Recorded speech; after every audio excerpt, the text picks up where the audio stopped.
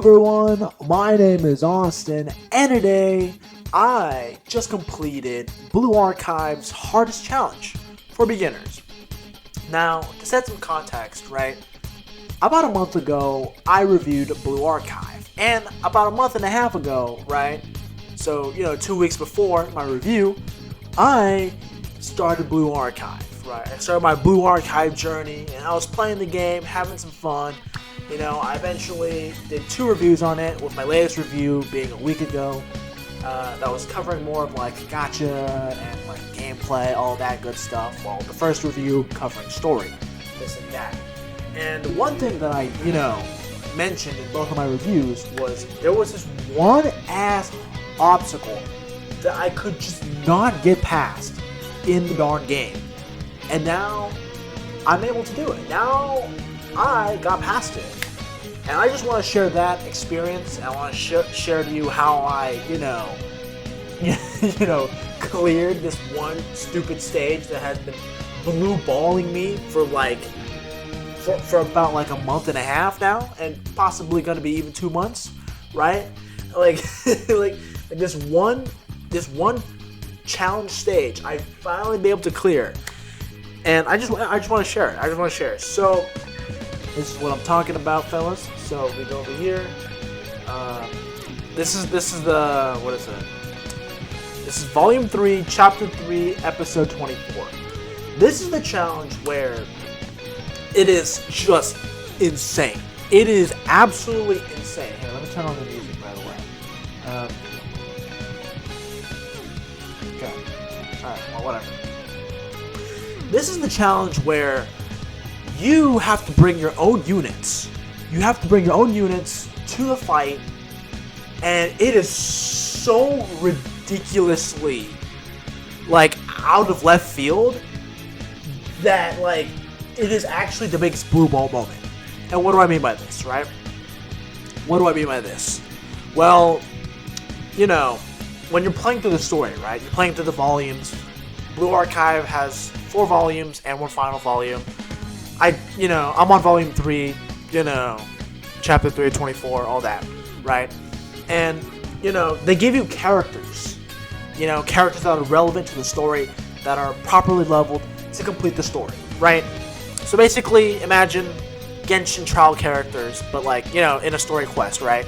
But that happens for most of Blue Archive story, right?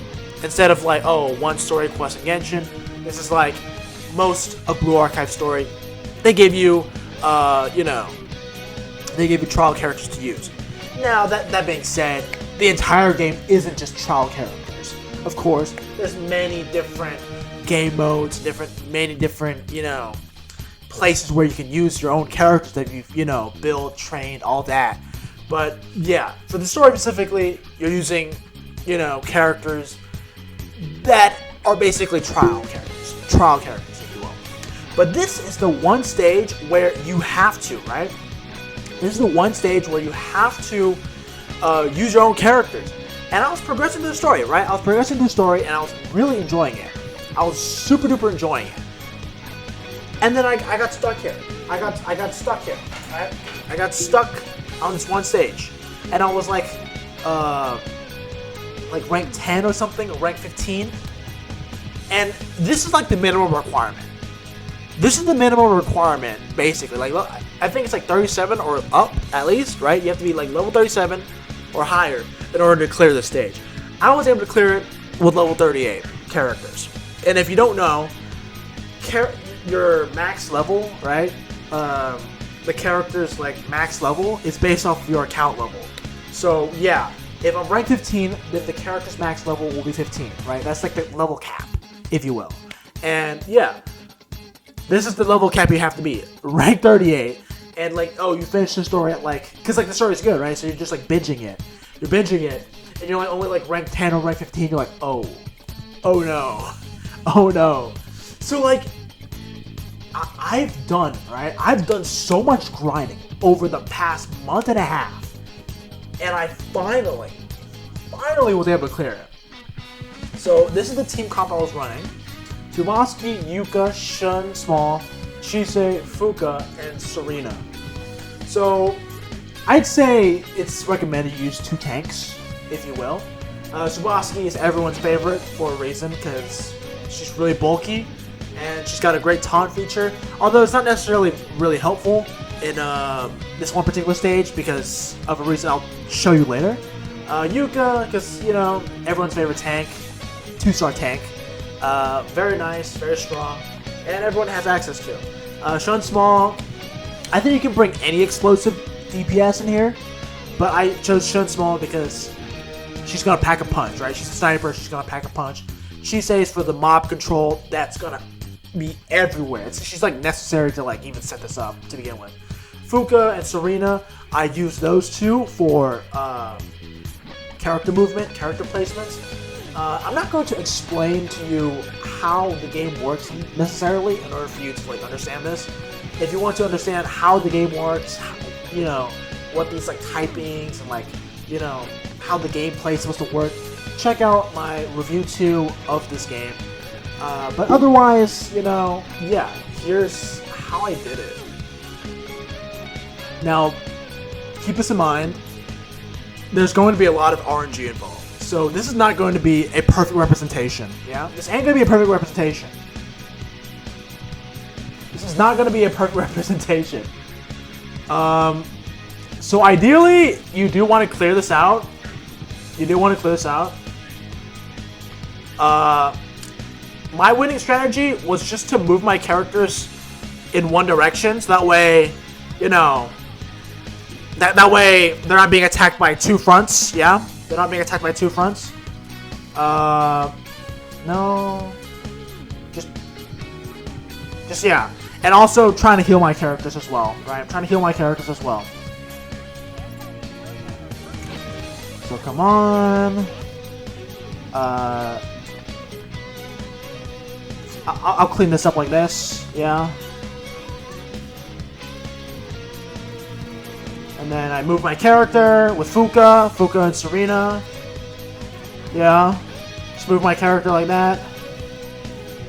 And yeah, just keeping my tanks alive. Yeah, just keep my tanks alive. Just keeping my tanks alive. Just keep my tanks alive. Save my crowd control. Save it. Just save it. Are you goddamn kidding me? I need Serena fast. No! God damn it. Okay. Come on, Serena. Come on, come on, come on.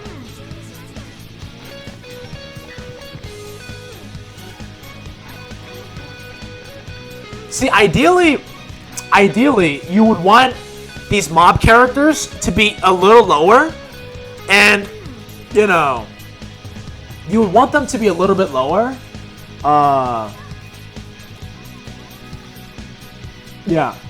You would want them to be a little bit lower. Because, you know, that way your characters don't target them, right? Your characters don't target them. You see here, my run failed. Because here's what makes this challenge difficult, right? Here's what makes this challenge difficult. Okay, so the plan is, right? The plan is, because your characters spawn in the middle, and the mobs are going to swarm your right flank and your left flank. And so the ideal solution is to move your characters either at the top or the bottom, so that way, you know, you can cover one side of your flanks and just focus on the other side for damage, right? Mob control and all that, and attacking the big boy boss. And the reason why I mentioned earlier about wishing that some of the mobs would, like, you know, be further away, so that way, you know, how this stage works is if there are 3 mobs that are alive at all times, they will not spawn anymore. So what you're basically hoping, right, is that your characters do not attack the 3 mobs and that they survive the 3 mobs attack, right? While you're fighting the big boss. While you're fighting the big boss, you're hoping that the mobs don't come in and knock you out. While at the same time, your characters, you know, at the same time your characters attacking the big, you know, attacking the mobs and getting more mobs in, right? So it's like this little balancing act of like, hey, can my characters move far away enough to where the mobs can attack them? And can I like sustain my team, my entire team, without just dying? You know what I mean? And you know, whether I have enough firepower, whether RNG is at my side or not, like it is insanely difficult. I was able to clear it, but not because of pure strategy. There was some strategy involved, but this is a heavily RNG stage, and it is ridiculous, dude. It is ridiculous. Like, you have to set this shit up correctly, right? Like, your characters have to be at optimal placement. That's why Serena and Fuka are there, because, like, you know, I'm not gonna try to explain the game in this, you know, rant here, but yeah, essentially your characters move on your own, and you basically have to use your skills, this and that, at the right times, right? And you can use characters like Fuka and Serena for character placements, for optimal character placements, which is very important, because how you place your characters is gonna like determine how the mobs spawn and how like many mobs will spawn at the exact same time. And you know, if 3 are able to, you know, spawn the map and they're just dealing damage to your characters and characters aren't attacking them while you clear out the rest of the mobs, and you know, you have 3 left, they're attacking you, and you can just focus on sustain and killing the boss, then you can do it. Then you can complete the stage. But otherwise, it is insanely difficult, because almost all of the time, you will, you know, you'll be like a couple pixels off, right? A couple pixels off, and you know, oh, turns out you missed, what is it? You missed where this one mob is, and they just like wipe your entire team out. Or, you know, one of your characters accidentally hits the mob, and more mobs start spawning in and just like mass murdering you. Or, you know, you're not getting enough sustain because you're getting overcrowded. You know what I mean? You have to like maintain that somehow. And yeah, like you could be a couple pixels off, right? Like, you could literally be a pixel off from like, oh, this is safe distance, to OMG, I'm getting swarmed. I am getting swarmed to death. And yeah, like honestly, like when I first started this, right, I thought firepower, like, oh, like level cap was gonna be the hardest thing. No, it's not. No, it's not. Level cap, like the whole level cap situation, like, oh, when you're grinding through the story at like such a low rank, you know, it's kind of hard to get XP, right? Especially when you're starting. Like, it's kind of hard. And so you're just like, you know, enjoying the story for the most part, and then grinding later, right? I suppose, through the missions. But, oh, turns out there's a roadblock, and now you have to do the missions. And from level 15 to like level 38, it took me a month and a half. And that is me logging in almost every single day or every other day, just to get some more levels in, get some more gear in, all that stuff. But like I said, even though it is RNG, there is a bit of minimum requirement that you have to do. So optimally, your characters should have tier 3 stuff as much as possible, while it's upgrading your enhanced skills as much as possible. Of course, with you know, relationship and levels, all that. Yeah, so tier 3 stuff, as well as, you know, upgrading as much of the enhanced skill as possible. Suka, same thing, tier 3, 38. As leveling up as much as I can. You know, if you can have, what is it? If you have, what is it? If you have better tier equipment, and if, you know, your skills are more enhanced and your account is overall older, you'll have an easier time with the stage. But as a guy who spent a month and a half trying to clear that one goddamn stage, I finally did it. So, you know, yeah, that's basically it. That's basically Blue Archive's hardest challenge, I think, in my personal opinion. I've looked up online, and apparently there will be some more stages where, you know, the sensei has to pull out the credit card and, you know, you have to form your own team again. But apparently it's not as bad. It's not as bad as this one, because this is the first, like, real hard challenge, I would say, in Blue Archive. And, yeah, be prepared, yeah?